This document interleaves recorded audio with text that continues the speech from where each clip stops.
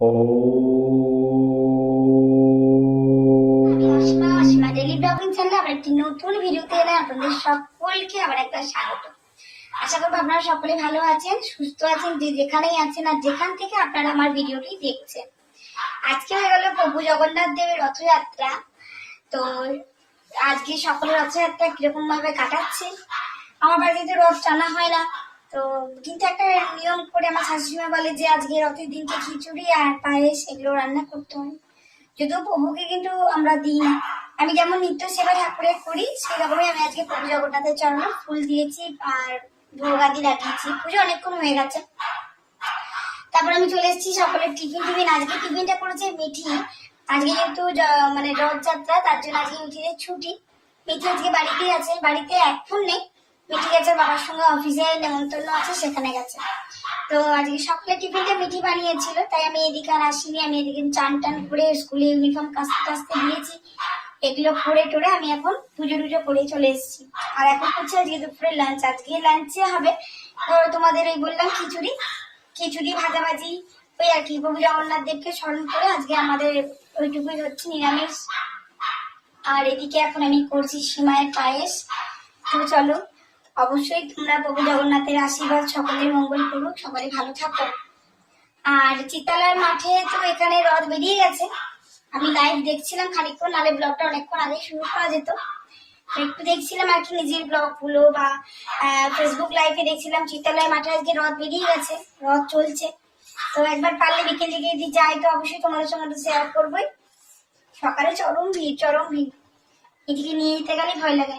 আগে ছোটবেলাতেও নিয়ে যেতাম না, নিয়ে যেতাম এই ধরো রথটার পরে এই রথের দড়ি চালাবার জন্য একবার নিয়ে যেতাম, মেলা দেখাতে নিয়ে যেতাম, ঘুরে ঘাড়ে আসতো।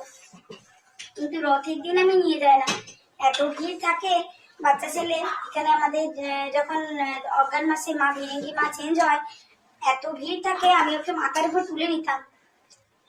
এখন বড় হয়ে গেছে, কিন্তু আগে আমি আসলেও যাওয়ার জন্য ঝোঁক করতো, কিন্তু রথের বেলায় আমি ওকে নিয়ে যেতে চাই না। আমি নিয়ে যাই, তবে এই ধরো কালকে তো বধ আছে, কাল আমি অনলাইন চলে যাব।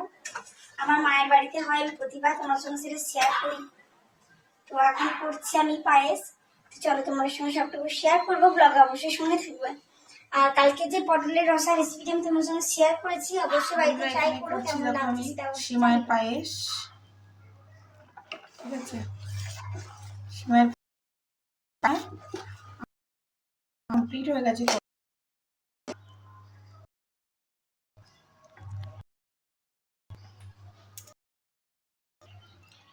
এই যে মশলা দিয়ে একবারে রেডি হয়ে গেছে আমার গোবিন্দভোগ চালে।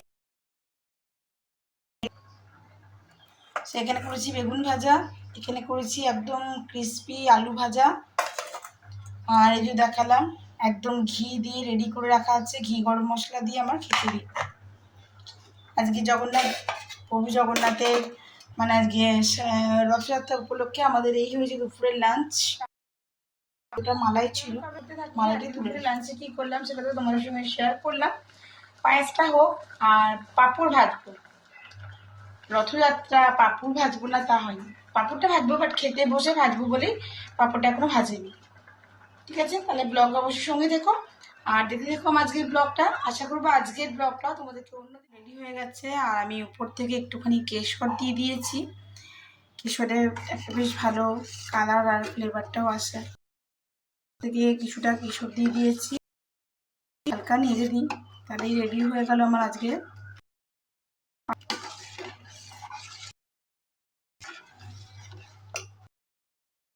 আমি যেহেতু খিচুড়িটা গোবিন্দভোগ চালের, তার জন্য পায়েসটা গোবিন্দভোগ চাল দিয়ে করলাম না। একটু বলবো কেমন লাগছে বন্ধু, সেটা অবশ্যই আমার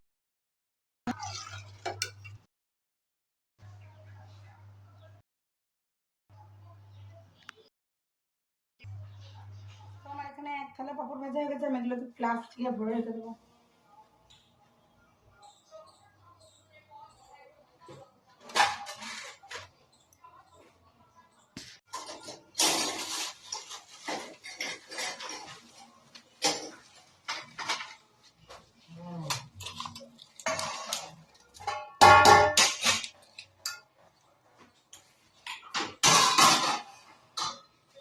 আমি এটা ওখানে কোমর হাত দিয়ে দাঁড়িয়ে আছে বোঝ তাহলে ছোট পাপড় ভাজিনি, বড় পাপড়ই ভেজেছি।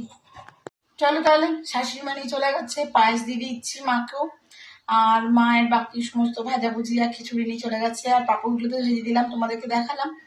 এবার এরা খেয়ে আসবে কিনা অফিস থেকে আমি জানি না, আমি একটু মুড়ি খেয়ে আছি, দেখি অপেক্ষা করি। এখন আমি কাছাকাছি করছি, এদিকে ওয়াশিং মেশিনে, মিঠির ওয়াশিং মেশিনে ইউনিফর্ম গুলো সমস্ত কাচতে দিয়েছি, নাহলে আবার আমি তো আজ কাল চলে যাবো, তাহলে আবার ধরো পরশু দিনকে কাঁচা হবে না, আমি পরশু সন্ধ্যেবেলায় যে সোমবার ওর স্কুল, তাহলে ইউনিফর্ম পাবে না, তার জন্য আমি এখন কেচে মিলে দিয়ে দেবো। তো চলো আমি ওদিকটা করে নিই গা। আমার কাঁচা, চলো এটা কমপ্লিট করি। এক একটা চা। শুভ সন্ধ্যা, ঘুরিতে এখন 6:15। আমরা এখন খাবো একটু চা। এই যে চা করে নিয়ে চলে এসেছি, আর ন্যান্সি চলে এসেছে এখানে বিস্কুট খাওয়ার জন্য। এই যে বিস্কুট আনিনি, ন্যান্সি সিট সিট সিট।